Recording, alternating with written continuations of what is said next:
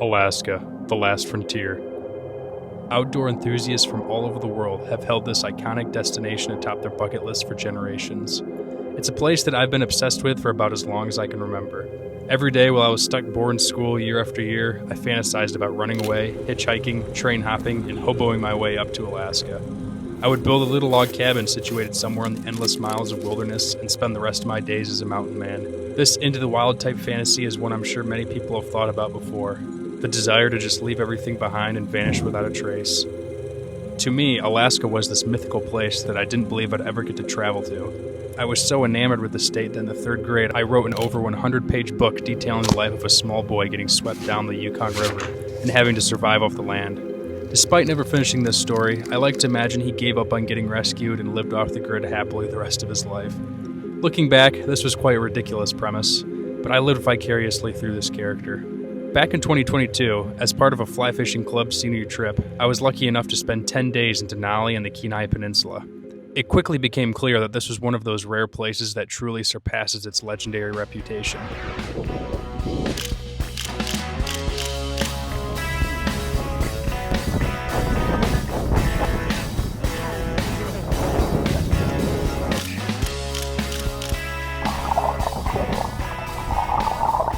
Since getting my first real taste of what Alaska has to offer, I've still been left wondering, what's it actually like living in Alaska? And why have I always been so drawn to this place? Determined to catch just a glimpse of life in Alaska, and to at least in a small way, fulfill my younger self's dream, I planned an 8-day trip to Alaska's interior without much of an idea of what I was doing.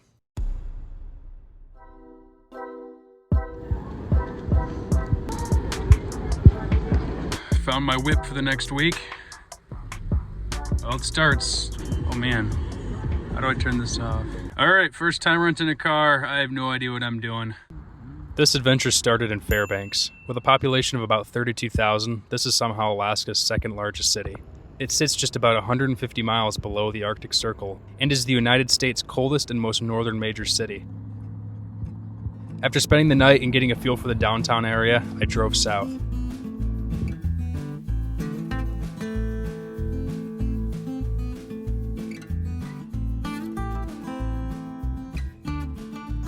Zoom up on the mountains.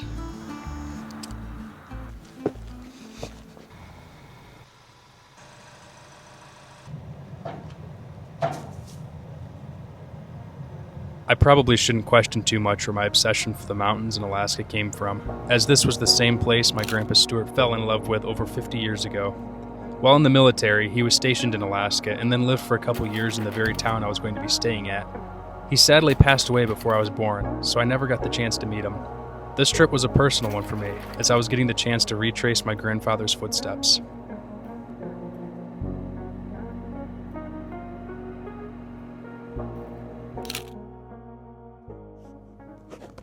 After a couple-hour drive, I made it to my destination for the week, Delta Junction. Situated on the Delta River off the Richardson Highway, this town of around 900 people sits in the shadow of the mighty Mount Hayes of the Alaskan Range. I was going to be staying with John and Carol, who were kind enough to host me for the week. John had actually been close friends with my grandpa when he lived here, so it was the perfect connection to make this trip happen. Like myself, John is from Michigan, but he and his wife have spent the last 60-plus years living in Alaska's interior. He's worked as an engineer, mechanic, farmer, and welder and maintenance supervisor on the Alaskan pipeline. More recently, he developed a water treatment system for remote Alaskan villages that are now also used in rural, impoverished areas all across the world. He's also currently involved with the university in Fairbanks, working to create more sustainable crops and farming practices. Over the week, we would spend a good chunk of time moving parts for his water filtration units around his shops, and out on his farm doing an assortment of tasks to prep for the coming planting season. Despite my little farming experience, I tried my best to be as good a farmhand as I could be.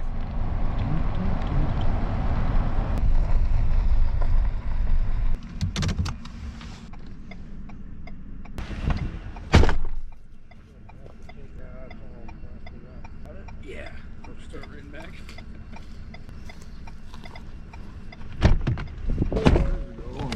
They gave me that sign and they said the only thing we ask is you put it somewhere where people can see it. Yeah.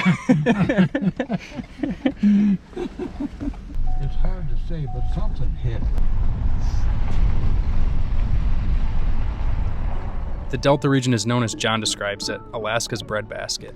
The primary crops grown are hay, barley, and potatoes. When I think of Alaska, farming is probably one of the last things that would come to my mind. So it was incredibly interesting to drive around the thousands of acres of farmland that I would have never guessed existed. The harshness of winter was very much felt. With the fields flooded and mud everywhere, the usual and constant fixing of things on a farm is even more frequent. One day, while showing me his fields, John got his truck stuck in the mud, so we found ourselves having to hike a good distance to get a tractor to yank us out. We took a shortcut that ended up leading us through a long stretch of a flooded trail. We both got soaked. Another day, I offered to help John move some things around. Boy, did I not know what I signed up for. We spent hours transferring an experimental batch of fertilizer John had stored in barrels at his shop. Barrels of dead salmon. While John was splashing around in the stuff without a care in the world, I was simply focused on not hurling up my breakfast. I'm convinced the rancid stench from those barrels of rotten salmon sludge would knock a heavyweight champ to the ground with a single whiff. My flannel jacket still smells weeks later as I'm writing this.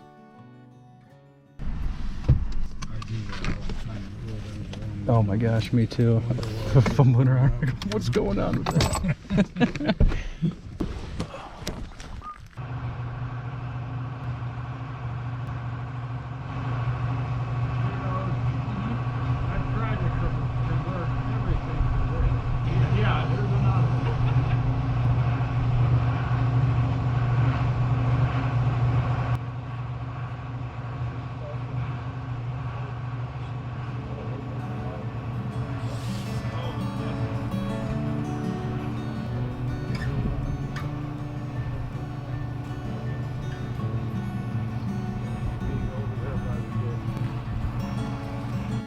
John was even kind enough to let me spend a couple of my nights in one of his old homestead log cabins. It sat overlooking the Tanana River, with the mountains off in the distance. Wow, here I was, actually living a sliver of my childhood fantasy. It was glorious, with all the features of a stereotypical log cabin I dreamed of building and living in years ago. I would have been content there for a long while, no desire to leave. I thought they were going to have to drag me out of there.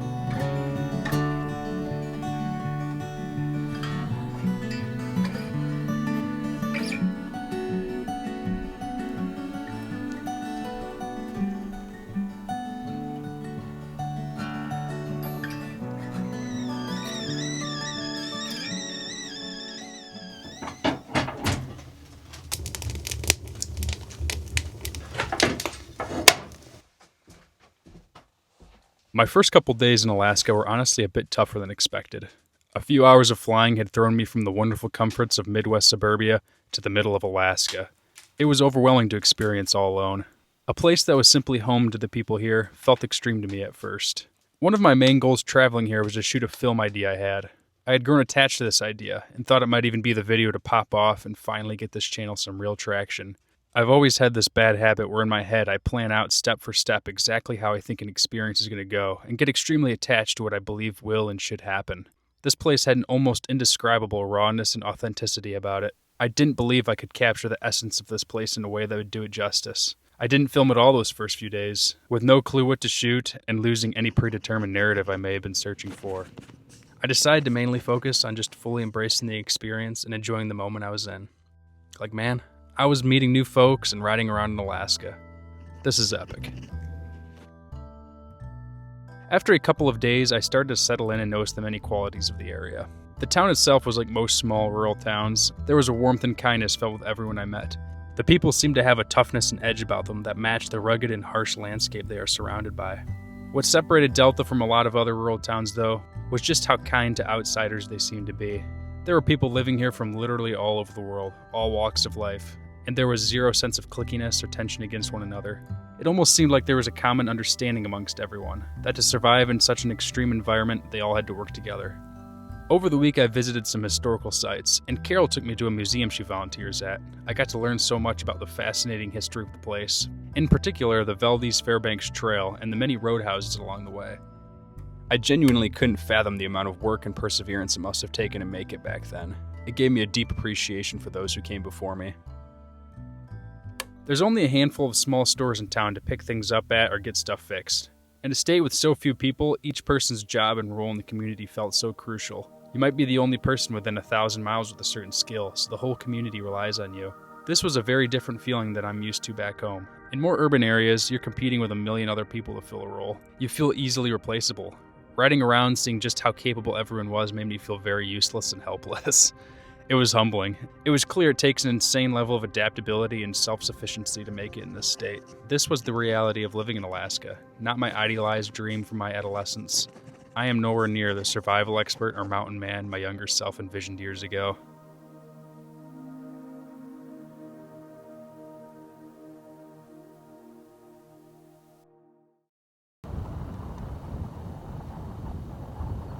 And right over there is Donnelly Dome, the mountain that my family hiked up with me when I was just a few months old and fat. My dad really struggled to lug me up there. But there's that mountain. It's surreal to be back here. Today, the plan is, not totally sure exactly, but I'm planning to do some hikes and do a little bit of sightseeing, but really just have a scenic road trip. And I'm thinking I might even go all the way down to Valdez, which is right in the coast. It's about almost 5-hour drive, a couple 100 miles. I think it is time to get in the road and start seeing some stuff.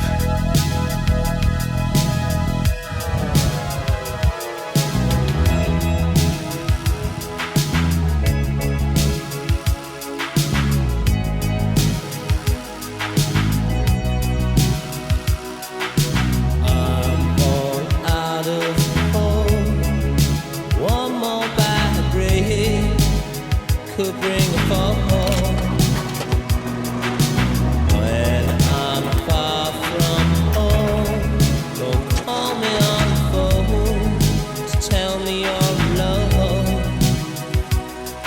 It's easy to deceive, it's easy to tease, but hard to get released.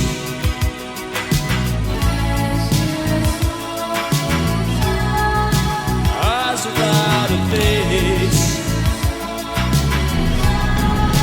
eyes without a face, eyes without a face, got no human grace, your eyes without a face.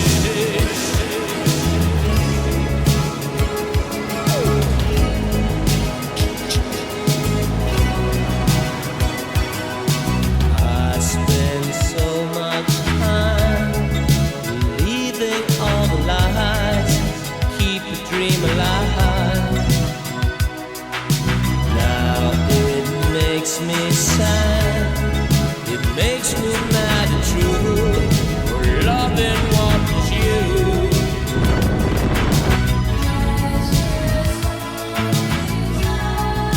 Eyes without a face,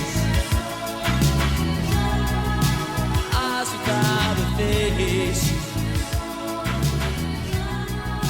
eyes without a face, got no human grace.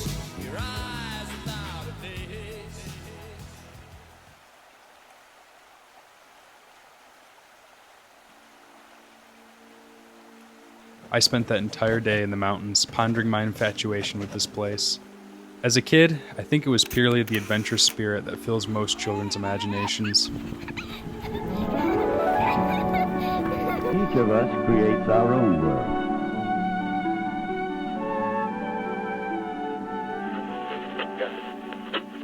Like a lot of kids, I'd imagine myself as some sort of hero that'd somehow solve all of society's problems when I got older. Slowly, though, that realization set in that I had no real say in which direction the world around me was going. It didn't feel like I could ever make any meaningful difference. My dream of Alaska transitioned into more of an escape from the worries of society than an endless adventure. It may have morphed into nothing more than wanting to give up any sense of hope and just enjoy this place for myself while it's still around. Disappears into white nothingness up there. Look at this snowdrift. There's a lamppost.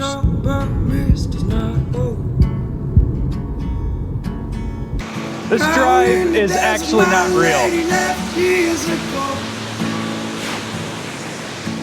She took all my money and spent it all flashing.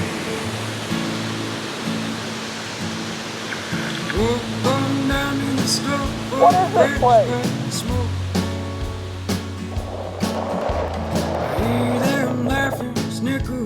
telling them jokes. I couldn't care less about whatever it is you say. No need to whisper when you talk, 'cause I can hear you from a mile away. Finally made it to Valdez, you guys, and what a stunningly beautiful night it is. I'm going to San Francisco today. I'm going to San Francisco. I'm going to San Francisco. So alright, you guys, I think I just found the camping spot for the night, and let me give you a quick little tour here. I'm not even sure, like a little neighborhood road. Glacial River right here. As you can see, there's a spectacular view over there on the ocean, or the fjord, whatever you want to call it. Here's the old Chevy Equinox. Open up the door and voila, there's my sleeping situation for the night. Brought my sleeping pad. Shout out to John for lending me that's one of his sleeping bags. Honestly, it looks really cozy. We're gonna be hopping in back here pretty quick. Stunningly beautiful spot. Like, this literally feels like Norway or something. Giant jar of queso, a big old bag of chips. Incredibly risky. It's like 10:30, I haven't really eaten anything all day. Long day of travel. And how about that for a view to end things off?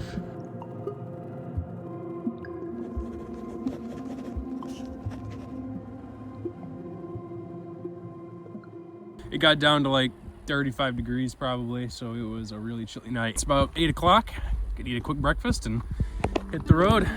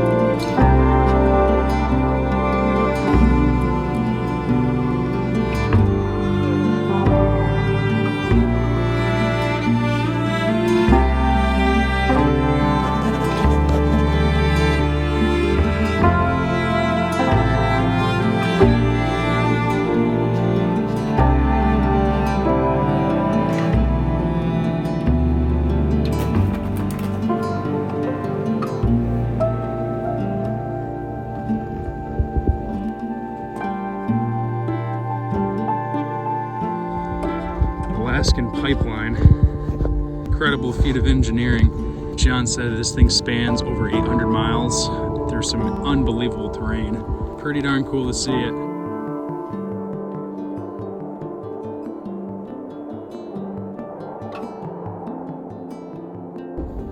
Porcupine! Seeing all sorts of wildlife today. This is awesome.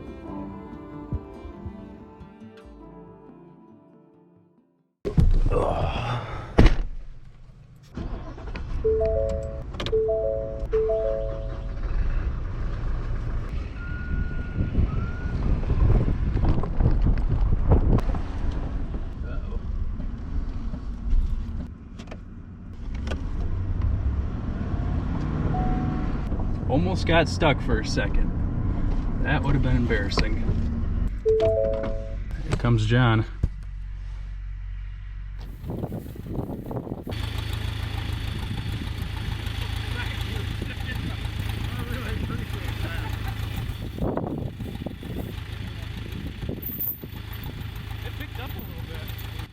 Despite having over 65 years of life experience on me, John was as busy as ever. I couldn't believe how involved in the community he still was. It was a privilege to spend the week riding around in his truck with him, touring the town, and telling me which building or business he built or used to own. He told me endless stories of his adventures all over Alaska and his travels around the world. He would talk about building cabins, early homesteading and farming, and raising his family, living in an age where Alaska offered a freedom I could only imagine nowadays. John was very strong in his faith, giving all glory to God, and talking about the many incredible ways the Lord has worked in his life and through him. maybe like just that much more.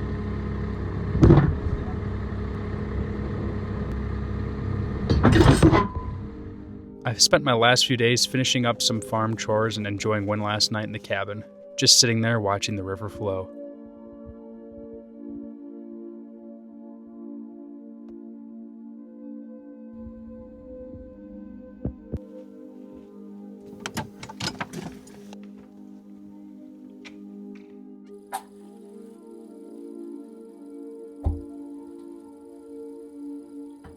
Much of that final night was spent thinking of my grandpa. Not too long ago, my mom discovered that he had set aside a chunk of money specifically for his future grandchildren. People he didn't even know would certainly exist yet. That type of selflessness makes it easy to understand why he fit in so well in the Delta community. Why, despite being a city boy from Michigan, despite likely having very limited outdoor experience, he thrived here and called it a home. I took a portion of that money he set aside and bought the camera I filmed most of this video on. Pursuing filmmaking further and making videos like these has been something in the back of my mind for many years now. It seemed fitting, as he was also into photography and making short films.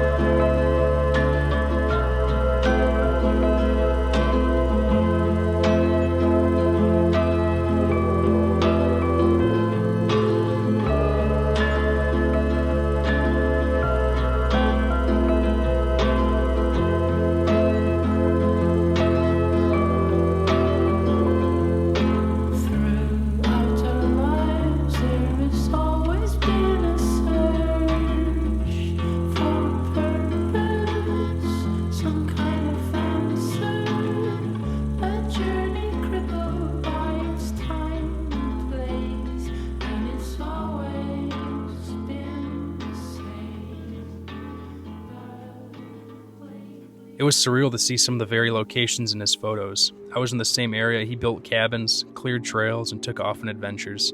My parents have always told me how similar his personality and interests were to mine, and how he had a calming demeanor and appreciation for the quiet beauty of the world. Sitting in the warmth of that little log cabin at night, I imagined what it might have been like to go off hiking in the mountains together, go camping out in a small bivy sack and tent, or spend hours just watching and listening.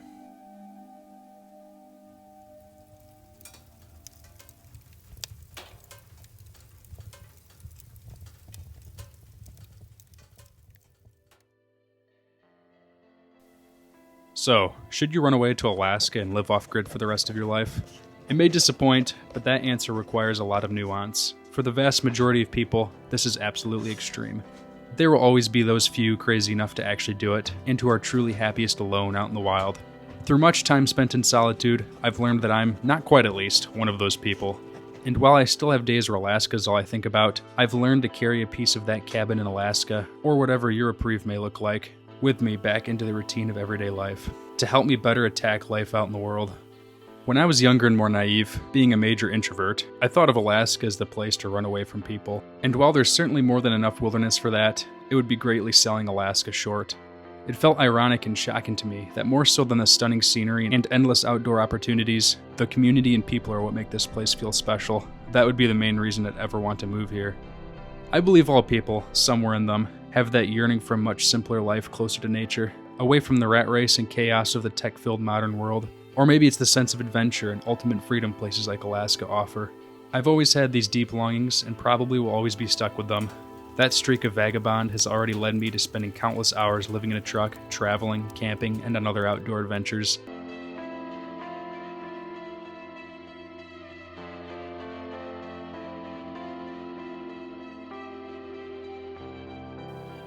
The long-term answer to me is somewhere balanced in the middle. A simple life in a small community surrounded by nature. Whether it be the Delta or somewhere else, that's the type of community I will strive to settle down in someday, God willing.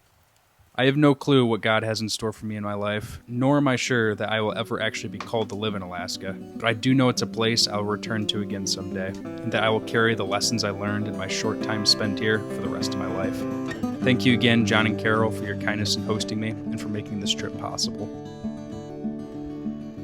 Everyone I come across in cages they bought, they think of me and my wandering, but I'm never what they saw. Got my indignation, but I'm pure in all my thoughts. I'm alive.